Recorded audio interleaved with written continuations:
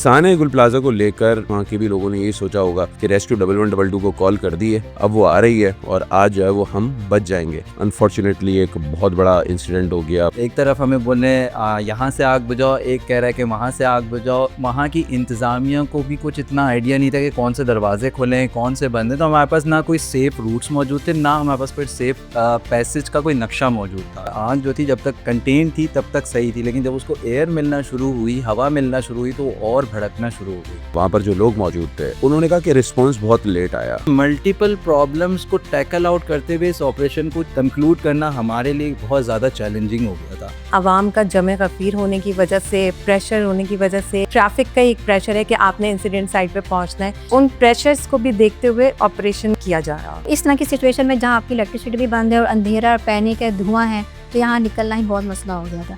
तो दुकानदारों को चाहिए था सामान को छोड़ें। उस टाइम सिर्फ एक ही काम होता है, जब आग कंट्रोल में ना हो आपको वो जगह छोड़ देनी। जो एग्जिट या एंट्री के जो पॉइंट्स थे वो बंद हुए हुए थे, तो उसके लिए आप लोगों ने क्या मेजर्स लिया? वहाँ पर जितने भी ताजिर थे उनका कहना ये था कि भाई लोगों को जलने के लिए छोड़ दिया गया, आग बुझाने पर फोकस रखा गया। तीसरे दर्जे की आग और शुरू से लेकर आखिर तक फैल चुकी थी, तो हमारे पास इसका कोई एंट्री रूट नहीं था, क्योंकि उसके ऊपर भी आग के शोले जो है वो मौजूद थे। जो फायर फाइटिंग की जा रही थी वो इसलिए की जा रही थी ताकि एक सेफ पैसेज को बनाया जा सके बिल्डिंग में एक्सेस करने के लिए। तो बिल्डिंग का एक्सेस ही हमें नहीं मिल पा रहा था क्योंकि हर चीज़ गिर रही थी। सबसे पहला काम यह था कि आपने अपने जो सिस्टम अवेलेबल है उसको एक्टिवेट कर देना। उसके बाद क्या करना था, आपने उस बिल्डिंग से निकलना था। अब यहाँ पे क्या था कि आपके 26 गेट बंद थे, सिर्फ 2 गेट ओपन थे। जो अंदर लोग रह गए, तो जाहिर सी बात है अगर आप दिन के टाइम भी गुल प्लाजा में जाएँ तो आपको पता होगा कि उस टाइम दिन के टाइम भी निकलना बहुत मुश्किल होता है।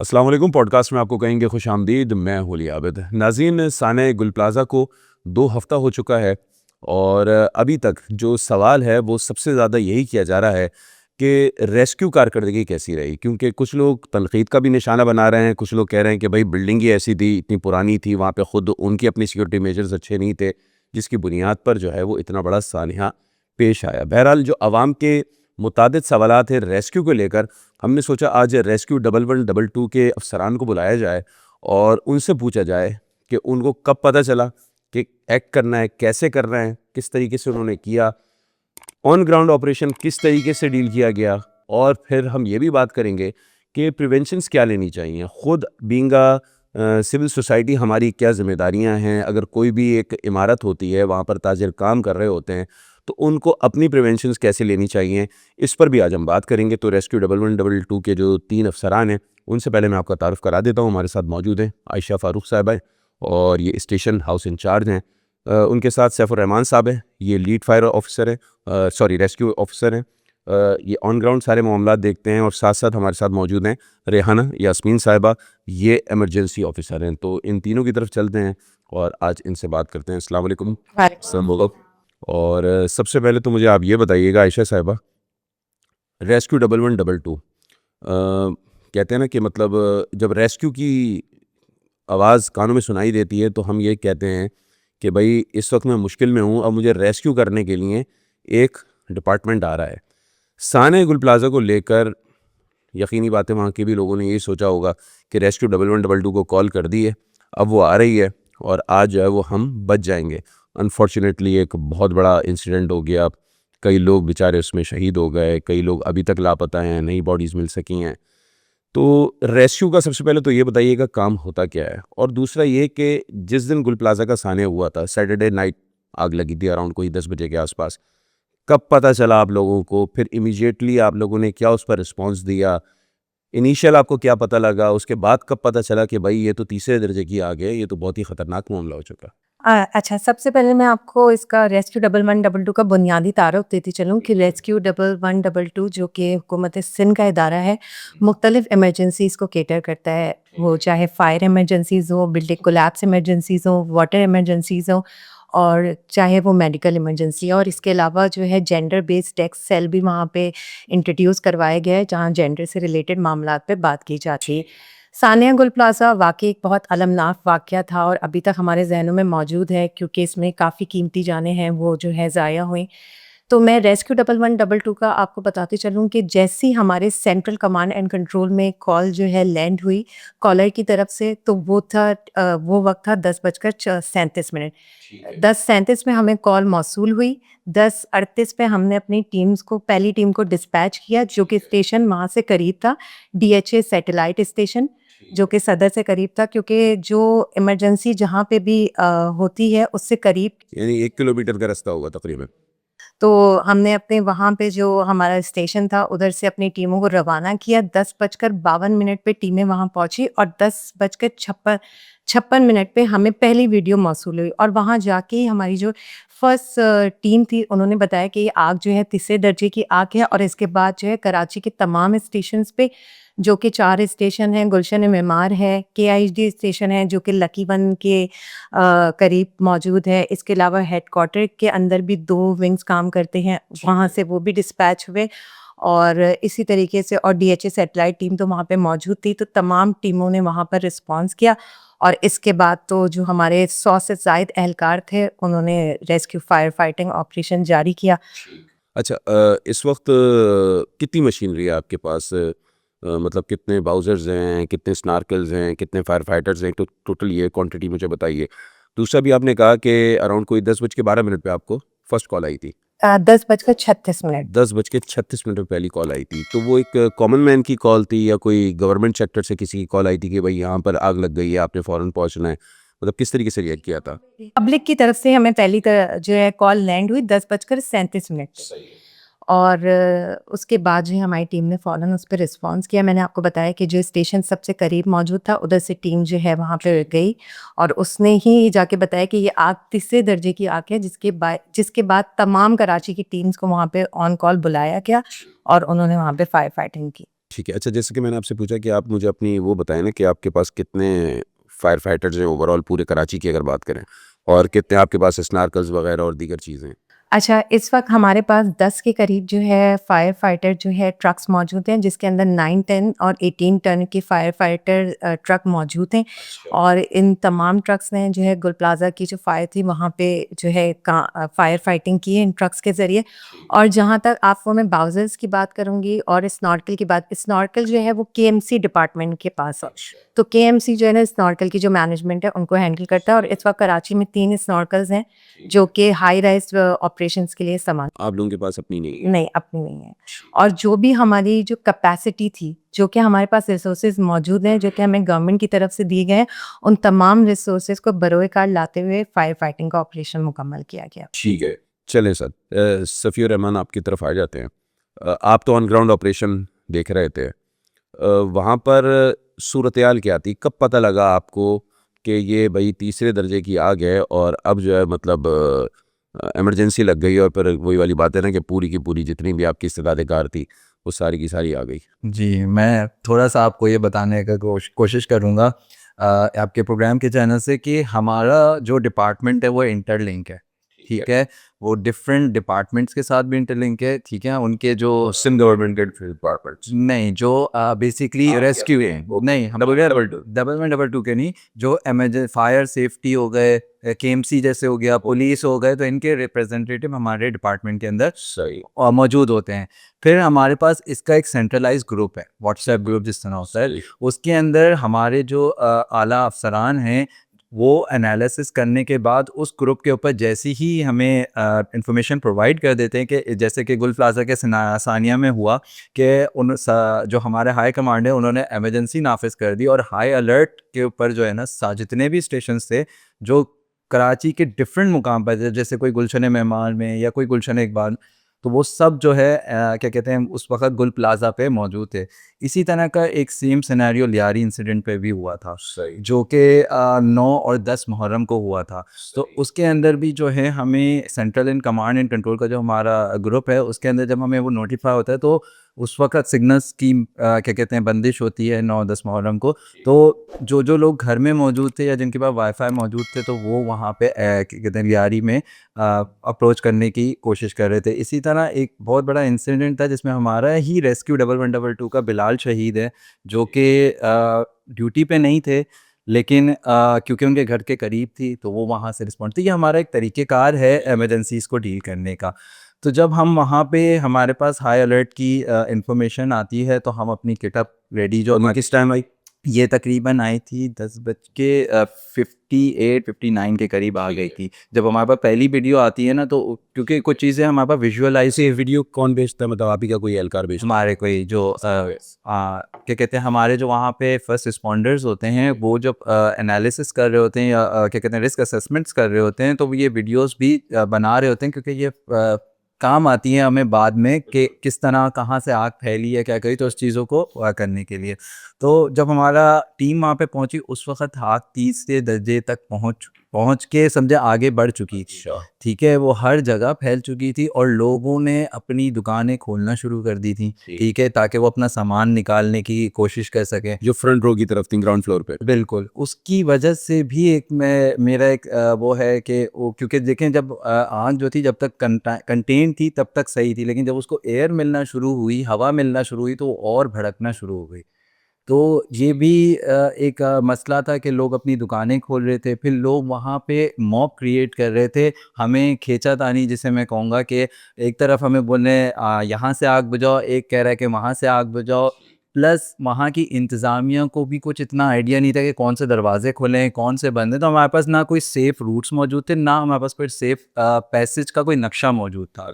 उस बिल्डिंग का अमूमन बिल्डिंग्स के अंदर इमरजेंसी एग्जिट रूट्स जो होते हैं वो एक पोर्ट्रे किए जाते हैं कि ये नक्शा है कि आपने ड्यूरिंग द ऑपरेशन इन रूट से जाके लोगों को इवैक्यूएट करना है और एक्सट्रैक्ट करना है। यहाँ पे ये सिचुएशन नहीं थी, यहाँ पे हर चीज़ जो है वो हमें खुद से करनी थी। अच्छा, जिस तरीके से इस इंसिडेंट के बाद ताजरों ने मुख्तलिफ इंटरव्यूज़ दिए या सोशल मीडिया पे बातें की या फिर वहाँ पर जो लोग मौजूद थे, उन्होंने कहा कि रिस्पॉन्स बहुत लेट आया। दूसरा ये कि भाई जो आपके बाउज़र्स आ गए या और दीगर चीज़ें आ गईं, पानी की कमी थी, ये मसाइल थे, फायर फाइटर्स जो है ना प्रॉपर ट्रेन नहीं थे।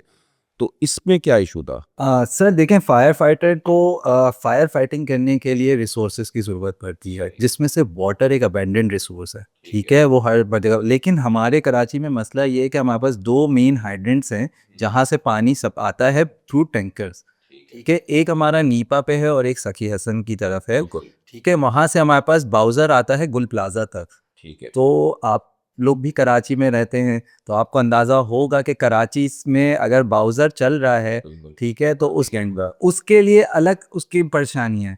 उसके आगे बाइक का भी मसला है कि बाइकें आ जाती हैं, उसके आगे ट्रैफिक का भी मसला है, फिर लोगों को कन्विंस करना। अब बाउज़र के पास तो इमरजेंसीज कुछ भी नहीं है, सायरन्स नहीं है, कुछ भी नहीं है, तो उसको एक जो प्रॉब्लम्स है वो उसके साथ भी है। तो इधर मल्टीपल प्रॉब्लम्स को टैकल आउट करते हुए इस ऑपरेशन को कंक्लूड करना हमारे लिए बहुत ज़्यादा चैलेंजिंग हो गया था। फिर लोगों की ऑब्वियस सी बात है हम भी अच्छा, सॉरी मैं आपको इंटरप्ट कर रहा हूँ। मैं चूँकि खुद जिस दिन ये इंसिडेंट हुआ था रात को वहीं पर मौजूद था स्पॉट पर। मैं देख रहा था लोग कहते थे भाई उधर आग लगी है, उधर कोई बंदे की आवाज़ आ रही है, उधर चले जाओ। तो वो फायर फाइटर उधर भाग जाता था। कोई कहता था इधर लगी हुई है, मतलब ज़ाहिर सी बात है, इतने सारे ताजिर थे, इतनी सारी दुकानें थी, ऑलमोस्ट 1200 दुकानें थी, तो कमोबेश ताजिर भी आप 1200 ही समझ लेना थे। तो 1200 अलग-अलग आवाज़ें थीं। हर कोई यही समझ रहा था कि भाई मेरी दुकान में जो आग लगी हुई है वो बुझा दो ताकि मेरा माल बच जाए। तो आप लोगों को क्या इंस्ट्रक्शंस होती हैं या आप लोगों की क्या एसओपीज़ हैं कि भाई जब इतनी ख़तरनाक आग लगी हुई है, इतनी बड़ी इमारत है, तो आप लोग खुद अपने ज़हन से काम करते हैं या कोई भी मतलब कह देगा यार उधर पहुँच जाओ तो आप उधर चले जाएँगे, कोई कहेगा उधर आ जाओ? इसका सर एक स्ट्रक्चर होता है, ठीक है? जब भी आप ऑपरेशन कंडक्ट करते हैं तो आप पहले रिस्क असेसमेंट्स करते हैं, ठीक है? जब हम वहाँ पहुँचे और हमने रिस्क असेसमेंट किया तो उसमें सबसे पहली चीज़ थी वो आग, वो ब्लेज़, ठीक है? हमने उसको थर्मल इमेजिंग कैमरा से चेक किया, ठीक है? हमारे ऑफ द रिकॉर्ड्स आ रहे थे, मतलब वो 600 भी प्लस से की जो है ना कैटेगरी की आग थी। तो उसमें हमारे सूट्स तो मेरे ख्याल से काबिले इस्तेमाल भी नहीं हो सकते, ठीक है, वो बिल्कुल नाकारा हो जाते हैं। तो हमारे पास दो कैटेगरी शामिल हो जाती है, ऑफेंसिव और डिफेंसिव फायर फाइटिंग के अंदर। आप ऑफेंसिव पे चलेगा। हम डिफेंसिव पे उस वक्त गए जब बिल्डिंग कोलैप्स हो गई। उस वक्त तक हम ऑफेंसिव फायर फाइटिंग कर रहे थे और आपने उसमें देखा कि एमसी के जो शहीद हैं वो क्या कहते हैं एक वीडियो में भी रिकॉर्ड हुए हैं कि वो फायर फाइटिंग कर रहे थे और वो बिल्डिंग कोलैप्स हो गई। तो ये जो सानिया गुल प्लाजा ये सिर्फ फायर नहीं था, ये बिल्डिंग कोलैप्स भी था। इसके अंदर दो मेजर हमारे पास जो है ना क्या कहते हैं इंसिडेंट सिनेरियो शामिल हो गए थे। उसको मद्देनज़र रखते हुए जब हम रिस्क असेसमेंट अपना, क्योंकि देखिए हमारा रिस्क असेसमेंट स्टार्ट से लेके एंड तक चलता रहता है, ठीक है? क्योंकि हमारे पास हैज़र्ड्स जो है ना वो क्रिएट होते रहते हैं, जनरेट हो रहते हैं। कुल प्लाज़ा में पानी की वजह से भी प्रेशर, क्योंकि अब जो हमारे क्या कहते हैं स्नॉकर्स जो काम कर रहे थे वो हाई प्रेशर ऑफ वाटर पे काम कर रहे थे, तो हमें स्ट्रक्चर की वल्नरेबिलिटी या उसके जो स्ट्रक्चर का कमज़ोर होना है ना, उस पे हमें बहुत सारे खदशात थे, ठीक है? उसकी इन्फॉर्मेशन हमारे पास नहीं थी। आपने बात करी इन्फॉर्मेशन की, उस पे मैं आऊँगा कि हमारे ऑपरेशंस में या हमने इस चीज़ को ऑब्ज़र्व किया, लोग मिस इन्फॉर्मेशन बहुत करते हैं, ठीक है? वो मिस इन्फॉर्मेशन क्रिएट करते हैं जिसकी वजह से भी हमारे ऑपरेशंस के अंदर जो है ना हर्डल आती हैं। ठीक है। अच्छा, अब ज़रा मुझे ये बताएं, एक कॉमन मैन का ये सवाल है। वो कह रहा है कि भाई रेस्क्यू 1112 को कॉल करने का मकसद तो ये था कि भाई सबसे पहले जो अंदर लोग फंसे हुए हैं उनको रेस्क्यू किया जाए, बाद में देखा जाए कि किसका सामान जल रहा है, किस तरह आग बुझानी है। अभी तो सबसे पहले आप भाई रेस्क्यू करें। अच्छा, हमने देखा कि जो एग्ज़िट या एंट्री के जो पॉइंट्स थे वो बंद हुए हुए थे, तो उसके लिए आप लोगों ने क्या मेजर्स लिए? क्योंकि लोगों का कहना ये है, या वहाँ पर जितने भी ताजिर थे उनका कहना ये था कि भाई लोगों को जलने के लिए छोड़ दिया गया, आग बुझाने पर फोकस रखा गया। अच्छा, मैं आपको थोड़ा-सा उस सिनेरियो की तरफ लेके चलूँ, जब हमें पता चला कि इसके सिर्फ़ 2 ही ऐसे एंट्रीज़ हैं और एग्ज़िट्स हैं, ठीक है? जो कि ओपन हैं, ठीक है? बाकी जब तक मैंने जैसा आपसे बताया कि ये तीसरे दर्जे की आग और शुरू से लेके आखिर तक फैल चुकी थी, सही। ठीक है? तो हमारे पास इसका कोई एंट्री रूट नहीं था, क्योंकि उसके ऊपर भी आग के शोले जो है वो मौजूद थे। अंदर क्योंकि कोई हमें एक्सेस की कोई मैप नहीं था हमारे पास, ठीक है? कि इसके दरवाज़े कहाँ हैं या कौन से दरवाज़े बंद हैं या कौन से खुले हैं। और जो लोग भी थे ना, उनका भी ट्रेंड ये था कि आप पहले आग को काबू पाएँ, क्योंकि देखें, अगर एंट्री एग्ज़िट्स के रूट नहीं होंगे, ठीक है? तो इसका मतलब जो लोग अंदर हैं वो बाहर तो नहीं आ सकते। तो हमें पहले उस चीज़ को क्लियर करना है। पहले हमने उस रिस्क को ख़त्म करना है ताकि उनके लिए सेफ़ एग्ज़िट्स बने। अगर हम उनका आप कह रहे हैं कि मैं उनको 2000 डिग्री की आग में से चलते हुए ले आऊँ, तो ये पॉसिबल नहीं है। ठीक। ठीक है? ये उनको भी रिस्क में डालने वाली बात है। प्लस लोग कह रहे हैं कि आप रेस्क्यू का काम अंदर रेस्क्यू को स्पेस वाले जो फायर फाइटिंग की जा रही थी वो इसलिए की जा रही थी ताकि एक सेफ पैसेज को बनाया जा सके बिल्डिंग में एक्सेस करने के लिए। तो बिल्डिंग का एक्सेस ही हमें नहीं मिल पा रहा था, क्योंकि हर चीज़ गिर रही थी। आप ये कह रहे हैं ना कि हर चीज़ गिर रही थी, ज़ाहिर सी बात है बिल्डिंग भी कोलैप्स हो गई, फिर तीसरे दर्जे की आग फ़ौरन ही उसी वक्त करार दे दी गई, इनिशियल बेसिस पे ही करार दे दी गई। आप चूंकि लीडिंग फायर रेस्क्यू ऑफिसर हैं, वहाँ ऑन स्पॉट मौजूद थे, दसियों सवाल हैं। कोई कह रहा है कि भाई ये तो आग लगाई गई, कोई कह रहा है भाई तो आबकारी मवाद वहाँ पे के रख दिया गया था, कोई कह रहा है जी वहाँ पर कुछ कर दिया गया था। आपकी असेसमेंट क्या है? ये आग इतनी तेज़ी से, इतनी शिद्दत के साथ और मतलब इस तरीके से हुआ कि आनन फानन में पूरी बिल्डिंग जो है वो आग की लपेट में आ गई, क्या वजह थी? सर, ये तो इन्वेस्टिगेशन के बाद ही कंक्लूड किया जा सकेगा, लेकिन मेरे असेसमेंट के हिसाब से देखें, आग फैलने के बहुत सारे वजूहात होती हैं। धुआं भी एक मेन रीज़न होता है जो आग को ना एक जगह से दूसरी जगह से ट्रांसफ़र कर सकता है। सेकेंडली, आपने अगर कभी चमचे को चूल्हे के ऊपर रखा हो, तो चमचे का जो सिरा होता है उसके दूसरे सिरे में भी जो है हीट ट्रांसफ़र हो रही है। तो डिफरेंट किस्म के मटेरियल्स मौजूद थे वहाँ पे, प्लास्टिक मौजूद है, थर्माकोल मौजूद है, फॉल्स सीलिंग मौजूद है। तो जैसे कि पाइप्स तो भी कहा जा रहा था। बिल्कुल, डक्ट्स थी जिसके थ्रू जो है फ्लेम ट्रैवल कर जाती है बॉडी, और अगर फ्लेम नहीं ट्रैवल कर रही, तो अगर स्मोक भी ट्रैवल कर रहा है, तो वो एक सर्टेन टाइम पे जाके उसका टेम्परेचर इतना रेज़ कर देगा कि वो इग्नाइट होना शुरू हो जाएगी। अगर वो अपने फ्लैशिंग पॉइंट पे कोई भी चीज़ पहुँच जाए, तो वो जलना शुरू हो जाती है और इग्नाइट होना शुरू हो जाती है। ठीक है। अब ज़रा प्रिवेंशन की बात कर लेते हैं। मैडम रेहाना यास्मीन, आपकी तरफ आते हैं। एक जो सबसे बड़ा मसला है, हम इदारों को ज़िम्मेदार करार देते हैं, या जो वहाँ पर लोग मौजूद होते हैं इदारों की तरफ से, उनको तो ज़िम्मेदार करार दे देते हैं, लेकिन ज़ाहिर सी बात है हमें अपना भी मुआवजा करना चाहिए। कोई सिक्योरिटी मेजर्स नहीं थे, फायर फाइटिंग मेजर्स नहीं लिए गए थे वहाँ पर। क्या क्या मेन चीज़ें हैं जो आप समझती हैं कि हर एक इमारत में होनी चाहिए, लाजमी होनी चाहिए? और दूसरा ये कि जो आपकी कैपेबिलिटी है रेस्क्यू 1112 की, आप समझती हैं कि आप लोगों के पास जो जो मतलब सामान था, जो जो चीज़ें थी, वो मतलब थीं कि इस तीसरे दर्जे की आग को काबू में लाया जा सके? या जिस तरीके से लोग कह रहे हैं कि भाई फोम का इस्तेमाल किया जाता है, केमिकल का इस्तेमाल किया जाता है, वो हमें कहीं नहीं दिखाई दिया, हमें सिर्फ पानी का इस्तेमाल दिखाई दिया। अच्छा, सबसे पहले तो मैं बात करूँगी कि करना क्या चाहिए था। देखिए, जितनी भी हाई राइज़ बिल्डिंग है आपकी कराची के अंदर, सबके अंदर फायर सिस्टम होना चाहिए। जैसे गुल प्लाज़ा का भी लें तो इसको भी 2 दफ़ा नोटिफ़िकेशन जारी कर दिया गया था। अच्छा। तो फायर सबसे पहले जब भी आप आग देखें, आपके पास अलार्म सिस्टम होना चाहिए कि आप अपने अलार्म को एक्टिवेट कर दें। अगर नहीं है कम्युनिटी में तो आग-आग करके आप शोर मचाएँ। तो अलार्म का होना ज़रूरी है, ठीक है? उसके बाद फिर आपने क्या करना है, देखना है कि आग किस लेवल की है। अगर इनिशियल लेवल की ही आग है ना, तो जो भी फर्स्ट रिस्पॉन्डर है उसकी ज़िम्मेदारी है वो उस आग को बुझा दे ताकि वो मज़ीद ही ना फैले। तो इस सूरत में क्या हुआ था कि फायर एक्सटिंग्विशर अगर लगे हुए तो उसका इस्तेमाल करते, अगर नहीं था तो आपने क्या करना था, उस बिल्डिंग की मैनेजमेंट को या सिक्योरिटी गार्ड को इन्फॉर्म करना था और उस बिल्डिंग से निकल जाना था। अगर छोटे लेवल की आग है, फायर एक्सटिंग्विशर का इस्तेमाल करें, और अगर आग आपके लेवल की नहीं आ रही, यानी कि आपकी एक्सपर्टीज़ ही नहीं है कि आप आग को कंट्रोल कर सकें, फिर आपने फ़ौरन ही रेस्क्यू 1112 का नंबर एक्टिवेट कर देना है। जैसे कि कॉल हमारे पास आई है 10:37 से, तो ये जैसे ही 10:15 जैसे ही जिसने भी आग को पहले देखा था तो पहले ही कॉल कर देता तो टीम और जल्दी रिस्पॉन्ड कर देती। तो सबसे पहला काम ये आता है कि आपने अपने जो सिस्टम अवेलेबल है उसको एक्टिवेट कर देना है। उसके बाद क्या करना था, आपने उस बिल्डिंग से निकलना था। अब यहाँ पे क्या था कि आपके 26 गेट बंद थे, सिर्फ़ 2 गेट ओपन थे। तो जो वहाँ के अंदर के दुकानदार थे ना, उन्हीं को पता था कि वो 2 गेट कौन से ओपन हैं। जो अंदर लोग रह गए तो ज़ाहिर-सी बात है, अगर आप दिन के टाइम भी गुल प्लाज़ा में जाएँ, तो आपको पता होगा कि उस टाइम दिन के टाइम भी निकलना बहुत मुश्किल होता है। अब इस तरह की सिचुएशन में जहाँ आपकी इलेक्ट्रिसिटी भी बंद है और अंधेरा, पैनिक है, धुआँ है, तो यहाँ निकलना ही बहुत मसला हो गया था। तो दुकानदारों को चाहिए था कि वो जैसे कि पता चला कि सामान को गैदर करते, सामान को छोड़ें। उस टाइम सिर्फ़ एक ही काम होता है, जब आग कंट्रोल में ना हो, आपको वो जगह छोड़ देनी है। आपके पास सिर्फ़ 3 से 5 मिनट का टाइम। हम देख रहे थे वो जो वीडियोज़ आई हैं कि उसमें लोग अपना सामान पहले कह रहे हैं कि मैं अंदर दुकान में रख लूँ, बंद कर लूँ और उसके बाद फिर जो है बाहर जाऊँ। जी, जी, बिल्कुल। तो आपके पास हाई राइज़ बिल्डिंग के अंदर भी सिर्फ़ 3 से 5 मिनट का टाइम होता है कि आप उस जगह को छोड़ दें, फायर एग्ज़िट रूट का जो स्टेयर्स है उसका इस्तेमाल करते हुए उस बिल्डिंग से निकल जाएँ। तो यहाँ पे दुकानदारों को बाकी लोगों की भी हेल्प करनी चाहिए थी, जैसे वहाँ पे फीमेल्स भी थी, बच्चे भी थे, तो उनको भी लेके निकलना चाहिए। जिस माज़ूर अफ़राद होते हैं वो हेल्प नहीं कर स अपनी आप मदद नहीं कर सकते, तो उनकी मदद के तहत उनको भी मदद के तहत जो है ना लेके निकलना चाहिए था। अच्छा, ये तो हो गया आपका छोटे लेवल की और बड़े लेवल की आग। और अगर आग आग फैल गई है तो आपको क्या करना है, झुक के निकलना है और कोशिश करें कि कोई कपड़ा ले लें जिससे आप अपने नाक और मुँह को ढाँप सकें और कपड़े को गीला कर लें।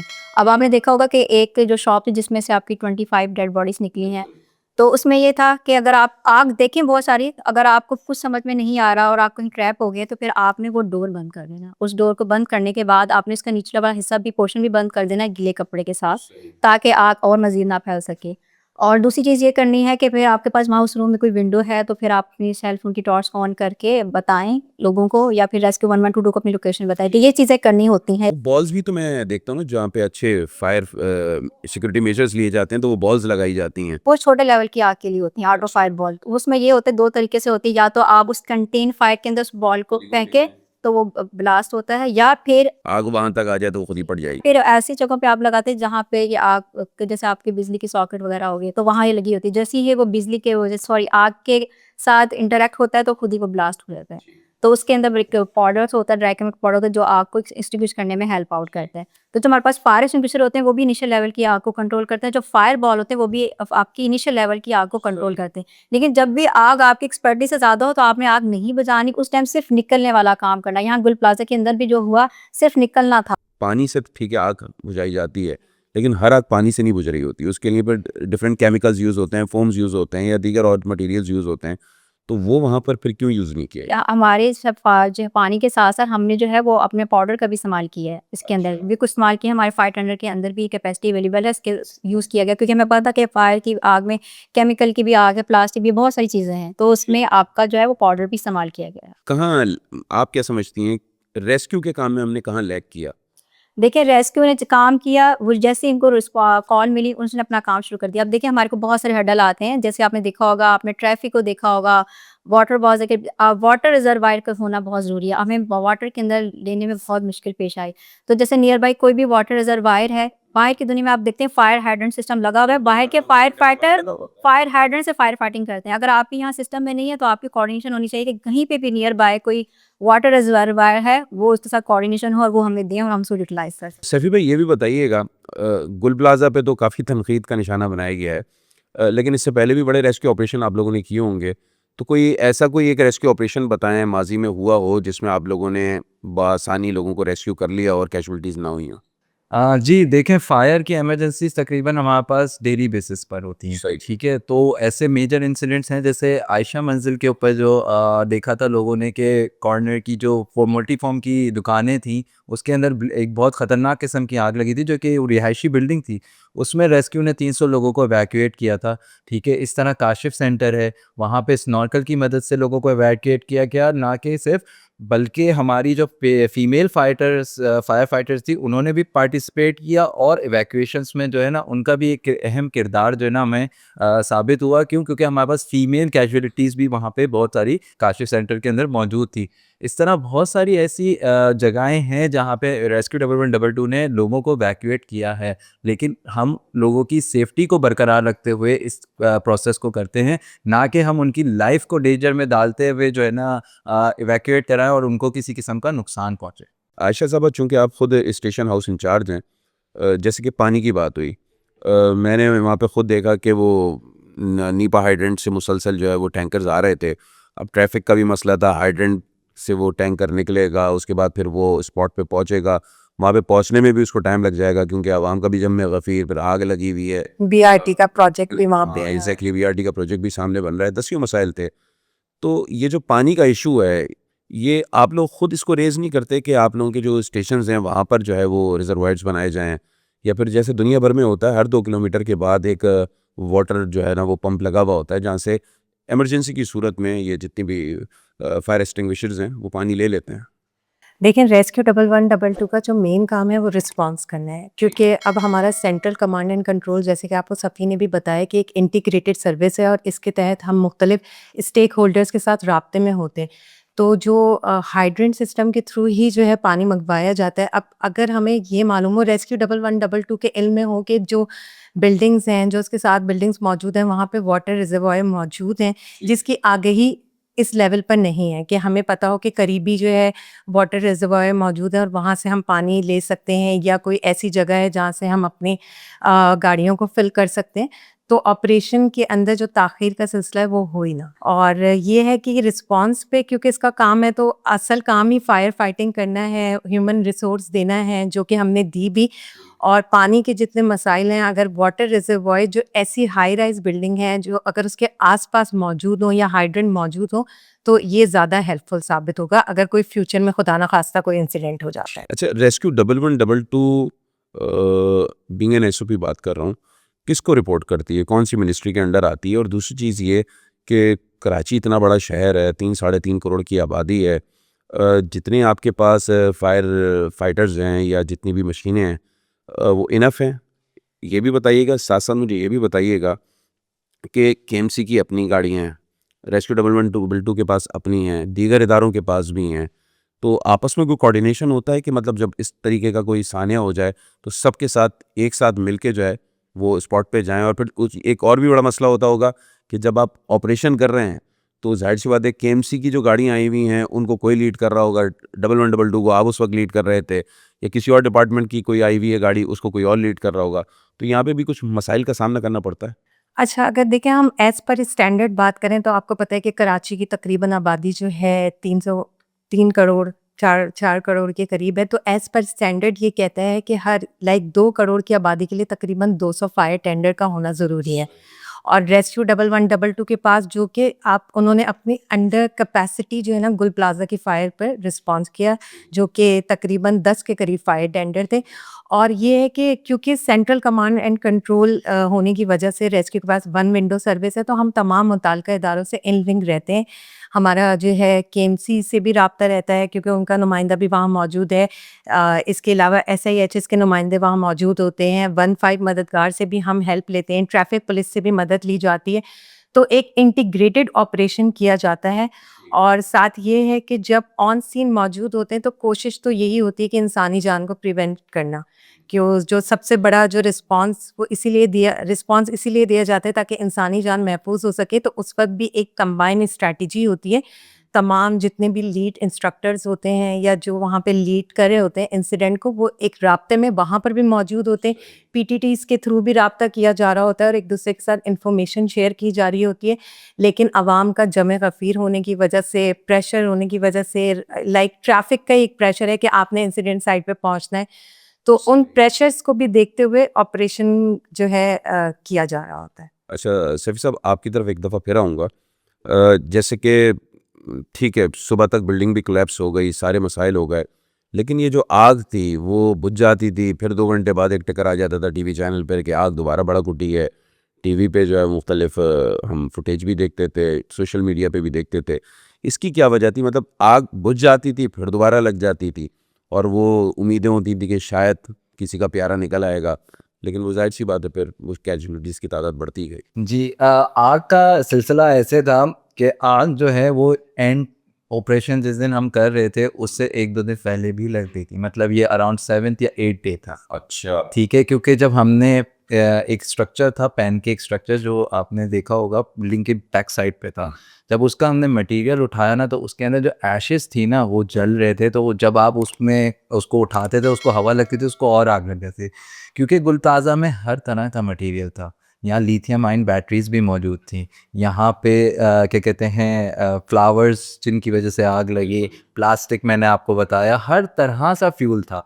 ठीक है, तो उस चीज़ों को काबू पाने के लिए जो है हमें ठीक ठाक स्ट्रगल करनी पड़ रही थी, और उनके साथ हमें समझें आग को हम जितना पीछे धकेले थे वो उतना तेज़ी से जो है ना बढ़ गई थी। और शायद यही वजह थी कि मसाजिद जो बनी हुई थी हर फ्लोर पे, उनके अंदर आग नहीं गई, क्योंकि वहाँ पे वो मटेरियल कुछ नहीं था वहाँ पे, तो मसाजिद सेफ रही, लेकिन क्योंकि मसाजिद जो थी वो back side of the structure थी तो वो कोलैप्स कर गई। अच्छा, अब रियाना आपकी तरफ आते हैं। आप चूँकि फायर एक्सटिंग्विशर लेकर भी आई हुई हैं और कुछ दीगर मटेरियल भी लाई हुई हैं, तो ज़रा हमारे नाज़रीन को बताएं, चूँकि पॉडकास्ट अब हम इख्तिताम करेंगे, कि अगर कोई फर्स्ट ग्रेड की आग लगी हुई हो, किसी के घर में लग जाए, किसी की शॉप पे लग जाए, तो किस तरीके से उसको रिस्पॉन्ड करना है, क्या करना है और कौन से मेजर्स हैं जो लेने हैं? ठीक है, सबसे पहला काम, क्योंकि हमने बताया, मैं वैसे ट्रेनिंग करवाती हूँ इमरजेंसी फर्स्ट रिस्पॉन्डर ट्रेनिंग, और उसके अंदर हमारे पास ना सिर्फ मेडिकल और फायर दोनों का कंपोनेंट शामिल है। इवन दो कि वाटर की भी कोई इमरजेंसी है तो क्या आपने फर्स्ट रिस्पॉन्स क्या देना है रेस्क्यू 1122 की टीम के आने से पहले। तो उसमें जैसे आग की सूरत में फायर एक्सटिंग्विशर का इस्तेमाल, अगर फायर एक्सटिंग्विशर नहीं है तो आपके पास कौन सी अवेलेबल रिसोर्स है जिससे आप आग बुझा सकते हैं। हम ये कम्युनिटी को ट्रेन करते हैं। इसके रिगार्डिंग हमने 700 ट्रेनिंग करवाई है, जिसमें स्कूल, कॉलेजेस, लॉ इन्फोर्समेंट तमाम डिपार्टमेंट शामिल है, और 40,000 लोगों को हमने ट्रेन कर दिया। तो जिसमें हम स्कूल्स, कॉलेज के बच्चों को लाजमी बताते हैं कि फायर एक्सटिंग्विशर का इस्तेमाल करना कैसे, क्योंकि ये आपके कहीं ना कहीं सिस्टम में बहुत ज़्यादा लगे हुए हैं। तो अब हम बताते हैं इसको संभाल के क्या करना। ठीक है, सबसे पहला काम, कभी भी आप आग देखिए तो आपने कोई भी मौजूदा जहाँ पे है अलार्म सिस्टम को एक्टिवेट करना है, और आपने अगर ये फायर एक्सटिंग्विशर लगा तो उसका फ़ौरन से इस्तेमाल करना है। इसका तरीकाकार बहुत आसान है, और इसके ऊपर लिखा भी हुआ है पास का फार्मूला कि इसको ऑपरेट कैसे करना है। सबसे पहला काम आप ये करेंगे, इसकी सेफ्टी पिन को पुल करेंगे, निकालेंगे। उसके बाद पी के बाद है ए से करेंगे एम टू सी टू पाई, यानी कि आपने फायर एक्सटिंग्विशर की जो होस है उसको आग की बेस की तरफ करना है। उसके बाद है एस से आप करेंगे स्क्वीज द लीवर, और आखिर एस से स्वीप साइड बाय साइड। ये बहुत आसान तरीका है। अगर आप इमरजेंसी में ये भूल भी जाते हैं तो इस पे लिखा हुआ है कि आपको उसका इस्तेमाल कैसे करना है, और फायर की बहुत सारी टाइप्स हैं, और इस पे ये भी लिखा हुआ है किस किस टाइप की फायर को बुझा सकता है। अच्छा, इसमें एक्सपायरी भी मेंशन है, अगर ये आउट ऑफ एक्सपायरी लगा हुआ हो तो क्या करें? नहीं करेगा, इसको आपने इस्तेमाल करने से पहले देख लेना है कि वर्किंग कंडीशन में है नहीं है, और इसका तो होता है कि 2 से 4 फुट पीछे खड़े होकर आपने करना है। और अगर आप आउटडोर करें तो आपने देख लेना है कि हवा की सिमत किस तरफ है। ठीक है, ऑपोजिट डायरेक्शन पे करें तो ताकि धुआं इसका आपकी तरफ ना आए, और इसका इस्तेमाल करना बहुत आसान है, कोई भी कर सकता है, ताकि आग मज़ीद ना फैले। अगर नहीं है तो क्या आप डेफिनेटली जो रिसोर्सेज आपके पास अवेलेबल हैं, आप स्टैंड का इस्तेमाल कर सकते हैं, आप वाटर का इस्तेमाल कर सकते हैं, लेकिन मेक श्योर कि ऐसा ना हो कि क्लासी की फायर हो, यानी कि इलेक्ट्रिक फायर हो, तो उस पर आप कभी वाटर इस्तेमाल नहीं करेंगे। तो हम ये अपनी ट्रेनिंग के अंदर बता रहे होते हैं, और बहुत आसान है, और ये जहाँ लगा हुआ है तो आप इसका इस्तेमाल करें ताकि आग मज़ीद ना फैले। और इसको आप अपने लिए भी यूज़ कर सकते हैं, कि अगर आप बिल्डिंग से निकलना चाह रहे हैं तो आप इसको उठाएं, आप आपकी तरफ जो आग आ रही तो आप उसको बुझा कर निकल सकते हैं। अच्छा, फायर ब्लैंकेट की तरफ आ जाते हैं, उसका किस तरीके से इस्तेमाल करते हैं? फायर ब्लैंकेट के लिए आप किचन की फायर के लिए इसको इस्तेमाल कर सकते हैं, कपड़ों वगैरह में आग लगी, इसको आप छोटी जो फायर होती है उसके लिए आप इस्तेमाल कर सकते हैं। ये मतलब घर में रखना लाजमी है? ये बिल्कुल, जैसे फायर एक्सटिंग्विशर आप लगा सकते हैं तो फायर ब्लैंकेट भी होना चाहिए। ये भी आपकी इनिशियल लेवल की जो आग होती है उसको एक्सटिंग्विश करता है।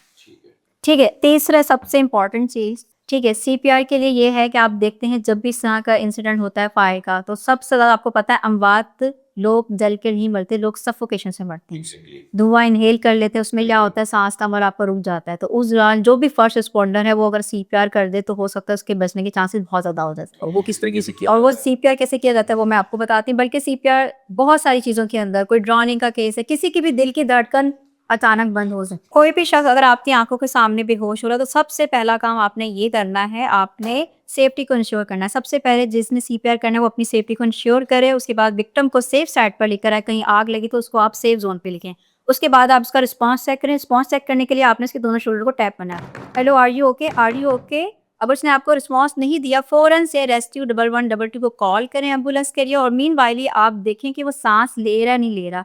और सांस लेने के साथ ही आपने उसकी पल्स चेक करनी, जिसको हम कहते हैं कैरोटिड पल्स। अगर आप ये पल्स चेक कर सकते हैं, आपने क्या करना है, ट्रैकिया सांस की नाली पे 2 फिंगर रखनी है। उसके बाद 2 इंचेस अवे किसी भी एक साइड पे चले जाएं। ये कैरोटिड पल्स आपकी दोनों साइड पे होती है।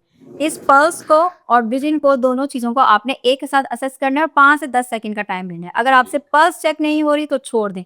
सांस नहीं ले रहा कैसे पता चलेगा, चेस्ट वॉल्यूम रेस नहीं हो रहा, फ़ौरन से आपने सीपीआर स्टार्ट कर देना है। आपके सीपीआर से 90% चांसेस है कि वो विक्टिम सर्वाइव कर जाएगा। अभी करना कैसे है, जो आपका डोमिनेंट हैंड है उसकी हील को आपने रखना है सेंटर ऑफ द चेस्ट पर। सेंटर ऑफ द चेस्ट का कैसे पता चलेगा आपको, आपने सांस की नाली से एक लाइन लगानी है और निप्पल लाइन से एक लाइन लगानी है। दोनों लाइनें जहाँ मर्ज हो रही है आपका सेंटर ऑफ द चेस्ट है। आपने डोमिनेंट हैंड की हील को आपने रखना है सेंटर ऑफ द चेस्ट पर, दूसरा उसके ऊपर, इंटरलॉक फिंगर, एल्बो स्ट्रेट और शोल्डर आपके बिल्कुल हाथों के ऊपर आएंगे। विक्टिम के साथ आपने 90 डिग्री का एंगल बनाना है। ये तो होगी हैंड की पोजीशन। फिर कितना आपने डेप्थ में जाना है, अडल्ट के अंदर एटलीस्ट 5 सेंटीमीटर तक आप डेप्थ अचीव करेंगे। नंबर 3 पॉइंट कि आपने कंप्रेशन रेट कितना चलाना है, पर मिनट आपका कंप्रेशन रेट 100 टू 120 के बिटवीन आना चाहिए, और जितना आप कंप्रेस करेंगे उतना ही आप डीकंप्रेस करेंगे। तो मैं आपको 10 कंप्रेशन करके दिखा दूँ। 1 2 3 4 5 6। ये अमल आप दोहराते रहेंगे जब तक वो विक्टिम रिस्पॉन्स ना दे दें, कोई प्रोफेशनल टीम जैसे 1122 की टीम ना आ जाए या कोई दूसरा साथी आपकी मदद के लिए ना आ जाए। आपने ये काम करते रहना है, हो सकता है आपके हाथ किसी की जान बचा लें। थैंक यू सो मच आप तीनों लोगों का, और स्पेशली जो आपने प्रिवेंशंस बताई हैं, और एक आम आदमी को अपने घर में भी ये लेनी चाहिए, और खुदा न खास्ता अगर इमरजेंसी हो जाती है तो किस तरीके से लोगों को कैटर किया जाता है, इस हवाले से आप लोगों ने आगाह किया। आप लोगों का बहुत शुक्रिया, और नाज़रीन आपका पॉडकास्ट देखने का बहुत शुक्रिया। कैसा लगा कमेंट सेक्शन में लाजमी बताइएगा। हमारे चैनल को सब्सक्राइब भी कीजिएगा, हमारे पेजेस को लाइक भी कीजिएगा। मुझे दीजिए इजाज़त। अस्सलाम वालेकुम।